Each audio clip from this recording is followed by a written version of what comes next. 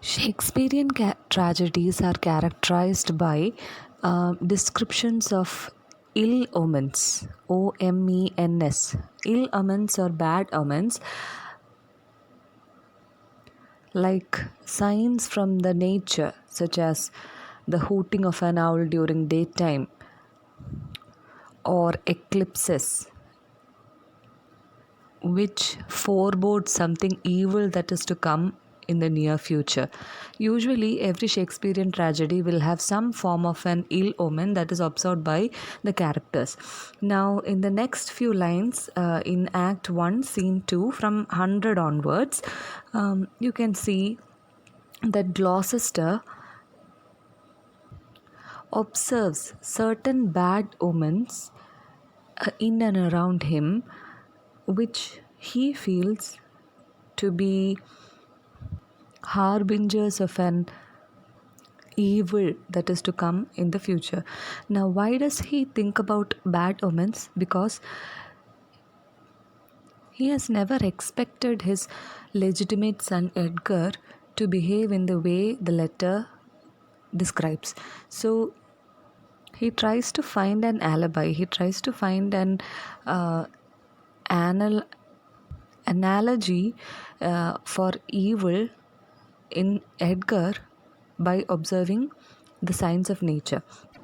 So, whatever he finds as a problem in the society around him, he attributes it to the laws of nature, like the late eclipses in the sun and moon. He finds that they are bad omens.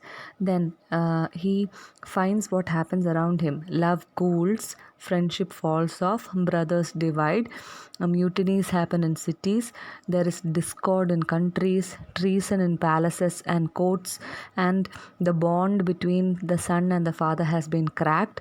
And looking at all these observations, he relates them to his own life. This villain of mine comes under the prediction. Line number 110, he says, there is son against father, the king falls from bias of nature, there is father against child. So you can see that bond between the father and the child. In the case of King Lear and daughter Cordelia, the father has forsaken the child. And now, looking at Gloucester's own condition, the son is against the father. So he understands that so many disorderly things are happening in his life, as well as around him in the society. So, with this observations, with a great pain in his heart, Gloucester exits. Now, Edmund is left alone on the stage, and he looks at the way Gloucester has put into words the pain in his heart as observing the bad omens. He says that when we suffer, we try to put the blame on nature. This is what every fool does. When we are sick in fortune, we make guilty of our disasters the sun, the moon, and the stars, as if we were villains on necessity. Fools by heavenly compulsion, knaves, thieves, and treachers by spherical predominance, drunkards, liars, and adulterers by an enforced obedience of a planetary influence. So he says that when we suffer something, we put the blame on nature. Why am I a thief? Because of my circumstances. Why am I a drunkard? Because the planets have destined me like that. Why am I a bankrupt person? It's because of the stars. So whatever evil that happen in our life, it's blamed upon the divine influence around us in the universe. So this is what every fool does. And he remembers that his father, that is Gloucester, and his mother, the adulterous woman, they came together at the time of Dragon's Tail, what we call as Kedu, and the child Edmund was conceived in her womb under the star of Ursa Major. So it is this planetary influence that makes him rough and lecherous and lustful. So this is what we can attribute to as the reason behind the lustful and lazy and rough nature of Edmund, is because of the planetary influence that was experienced at the time of his conception. So Edmund thinks how foolish it is to think and put the blame on planetary influences for the consequences of one's own deeds. And now Edgar enters. Okay, and as Edmund sees Edgar entering, he describes it as he comes like the catastrophe of the old comedy. Now, who is the catastrophe of the old comedy? The comedy written by Edmund to fool both Gloucester and Edgar, and Edgar, is the catastrophe of the comedy. And he says that what is my role? What is Edmund's role? My role is that of villainous melancholy, but I put it under the guise of Tom O. Bedlam.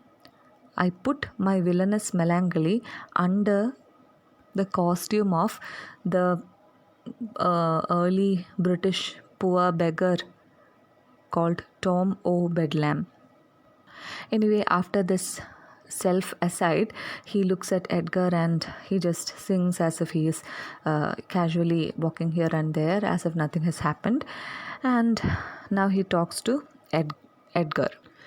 So when Edgar talks to him, he says that I was just thinking of an astronomical prediction that I read the other day, and Edgar is surprised because a young man usually does not find interest in astronomical influences and planetary influences. So what has caused his interest in that? When he asks that, Edmund says that the author of the astronomical prediction, he writes about unnaturalness between the child and the parent. You can see that in around line 145.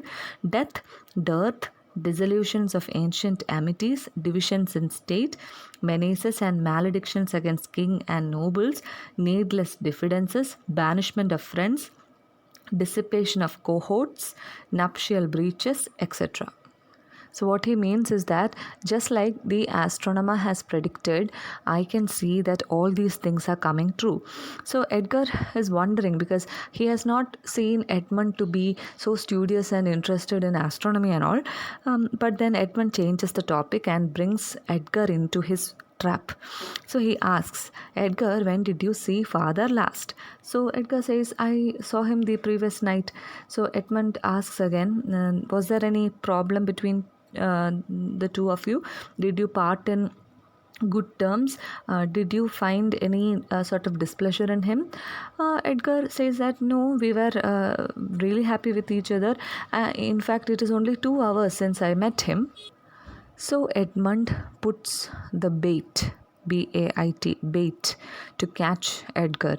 He says, no, Edgar, you just try to recollect whether you have offended our father in any way, whether any behavior or gesture or word has caused displeasure or rage or anger in your father. So Edgar is wondering, nothing of that sort happened, and so some villain has made my father believe something wrong, and he has probably misunderstood me. So Edmund says that certainly somebody has talked to Gloucester and that has caused the misunderstanding. But since now Edgar is on the lookout, it is better that he should flee the place with some sort of a weapon or arms in him, so that he can safeguard himself. Now Edgar is really happy that his brother has tried to give knowledge about an impending danger and that he is so concerned about his safety. So Edmund reassures that I am an honest man when it comes to my family, and whatever I have told you is what I have seen, and I don't want you to be in trouble. So Edgar quickly leaves. Now, after Edgar leaves, Edmund says a small soliloquy from 175 to 180, where he expresses his pity towards the credulous father and the noble brother. the credulous father, Earl of Gloucester, who is easy to believe anything that anybody says, and a noble brother who will not harm anybody, on whose foolish honesty my practices ride easy. So Edmund says that it is just because both of them, Edgar and Gloucester, are foolishly honest that I can execute my plans so easily. They are not crooked, but I am, so my crooked plans will work on them. And then, as the soliloquy ends, he says, "Let me, if not by birth, have lands by wit. All with me is meet that I can fashion fit." So you can see a lot of alliteration here and there. So he says that if my birth as an unnatural son does not give me my land, I will certainly fit into the land by wit. By hook or crook, by using my wit, my brain, I can capture the land if I am not given it by virtue of my unnaturalness. Me being an illegitimate son does not deserve to get the inheritance of the property of the lands, but I can catch it now by using my wit. And then